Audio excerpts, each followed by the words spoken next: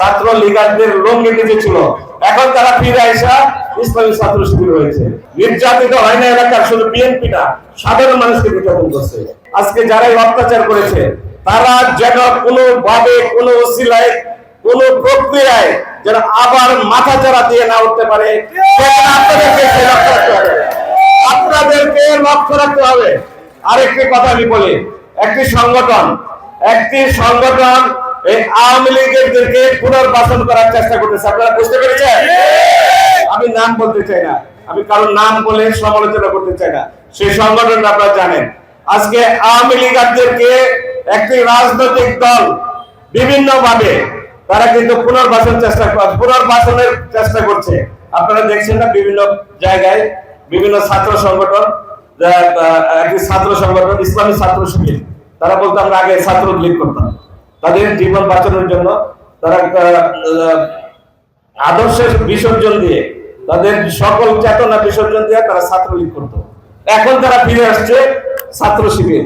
দেখা যায় ঢাকা বিশ্ববিদ্যালয়ের সভাপতি, অমুক বিশ্ববিদ্যালয়ের সভাপতি সবাই ছাত্রলীগই ছিল, ছাত্র লীগারদের লঙ্গি ছিল, এখন তারা ফিরে আসা ইসলামী ছাত্র শিবির হয়েছে। তার মানেটা কি? তারা আজকে ছাত্রলীগ, আওয়ামী লীগ এবং যারা আজকে পতিত স্বৈরাচারের সাথে যাদের সম্পর্ক ছিল তাদেরকে কিন্তু আজকে তারা পুনর্বাসন করার চেষ্টা করতেছে। আপনাদের কাছে অনুরোধ থাকলো, আপনি ঐক্যবদ্ধ থাকেন। কোন অবস্থাতেই যদি আওয়ামী স্বৈরাচার এবং তাদের দোষরকে যারা এই দেশে পুনর্বাসন করার চেষ্টা করবে এবং তাদেরকে যদি প্রশ্ন দেয় আমরা সম্মিলিত ভাবে এই দেশে তাদেরকে প্রতিহত করবো ইনশাআল্লাহ। যারা দেশের মানুষকে খুন করেছে নির্বিচারে, যারা দেশের মানুষকে গুম করেছে, যারা দেশের মানুষকে আইন না করে নির্যাতন করেছে, তাদেরকে কোন অবস্থাতে আমরা এই দেশের রাজনীতিতে কারো মাধ্যমে আমরা পুনর্বাসিত হতে দেব না। তাদেরকে আমরা প্রতিহত করব।